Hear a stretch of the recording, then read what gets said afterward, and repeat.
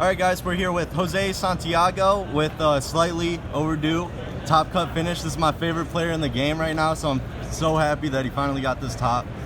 He was playing Dragon Link Punk. It's pretty sweet. Let's get into it. Any shout outs you want to give first? Yeah, shout out to so many people. Team RMC for sure, supporting me. Everyone on the team, Tommy, Kamal for topping. Everyone else who just supports, asked me how my rounds are going. That was awesome. Everyone I test with, Jumpy, Felix, Tage, there's so many people. Like, if I forget you, I'm so sorry. Shout out everyone. You've all helped.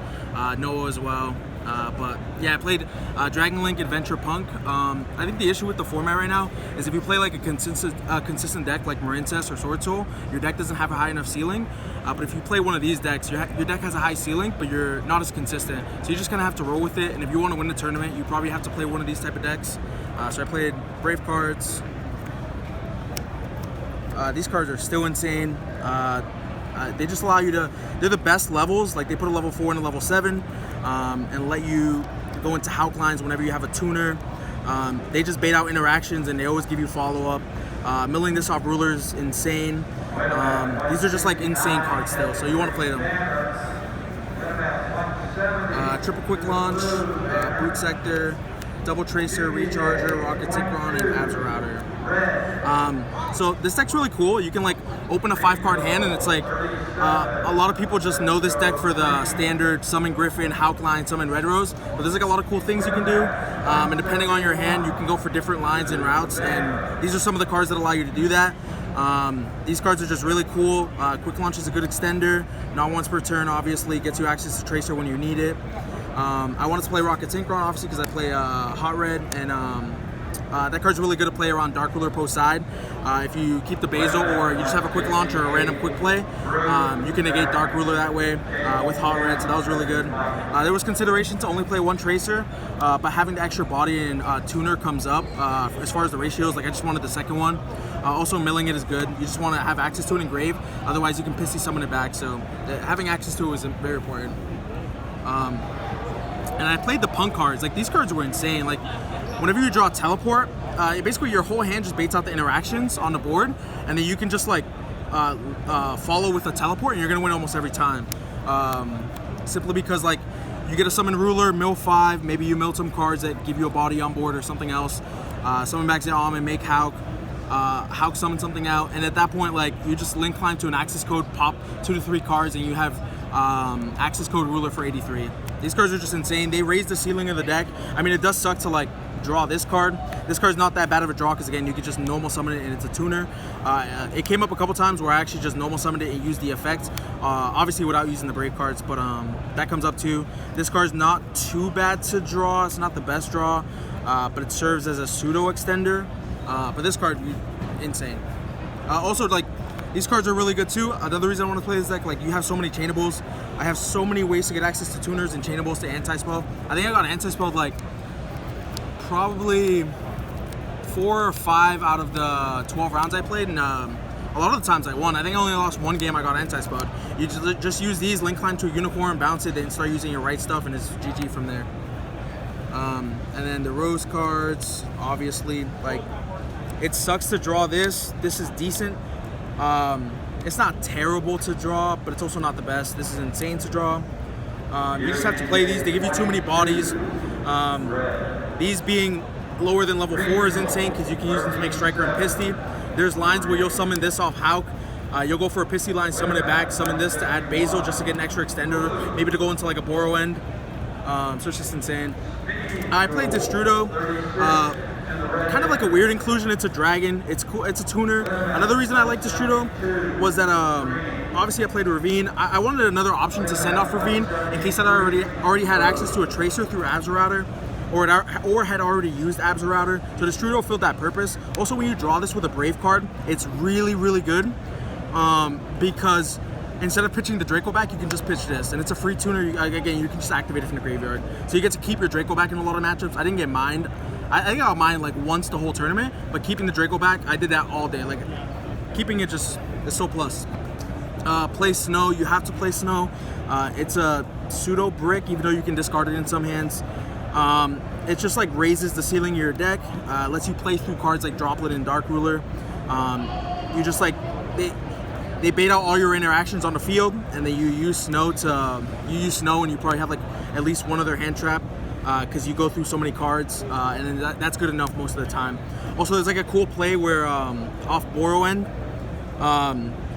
if you Snow them, you can like Borrow End to negate, summon back Tracer, and if you haven't used Tracer effect, you can pop Snow on your opponent's turn to summon out like a Rocket Synchron or the Recharger to Snow them again.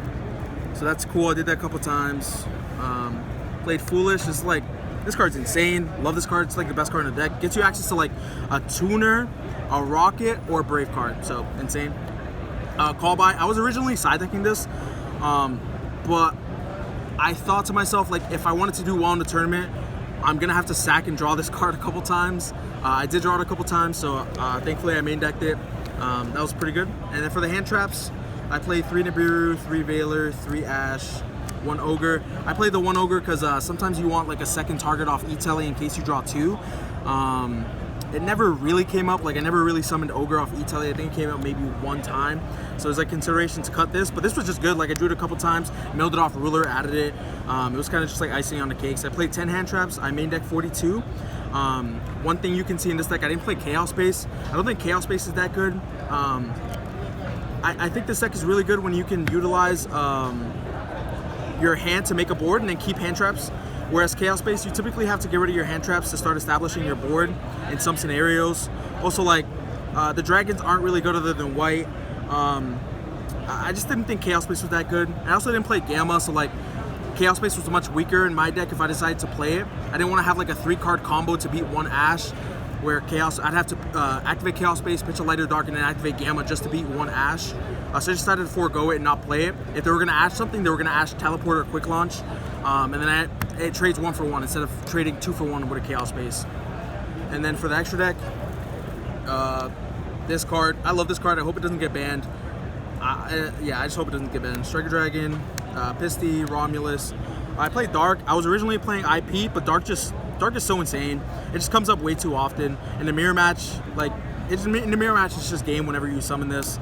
IP is kind of, it's like not needed if you know what you're doing with the deck. It's kind of just like icing and extra. IP was never really winning me the game. So this was insane. I played Seal. There was consideration to cut this, but I played a card in my extra deck that I needed Seal for, so I had to play a Triple Burst because it points down it's a dragon. You can summon it when Pisty's on board and use it. Unicorn. It's just good utility. This is how you typically out anti-spell a lot. You bait out interactions where your quick plays, you unicorn back the anti-spell, and then you start playing with your brave cards. Access Code, insane card, and Borrow End. I won like 2 to 3 rounds today just because people couldn't really interact with this, or they were playing like a linear deck where they go for 1 line, maybe like a Zeus line or an Access Code line, and you just literally hold it every time for either the Access Code or the Zeus, and it's GG from there. This card is just insane though. I love that card. Baron, Savage, Ruler, Hot Red, Shooting Riser. Pretty standard here. These are just like the synchros you play. Again, you can go for the Hot Red line to play around Dark Ruler post side. Yeah.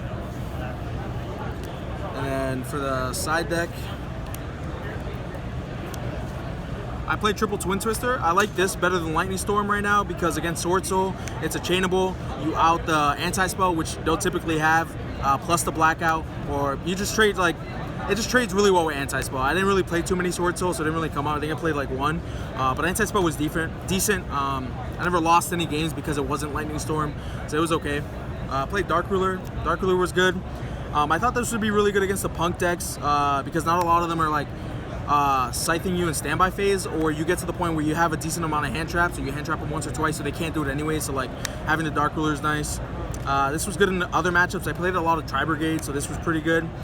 Being able to negate like an Appaloosa plus a DDL.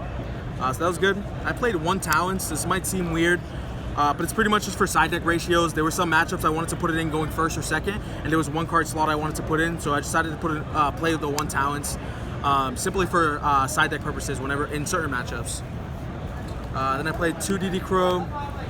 This had good overlap, this format. as far as like Despia, Drytron. I like this card against Striker.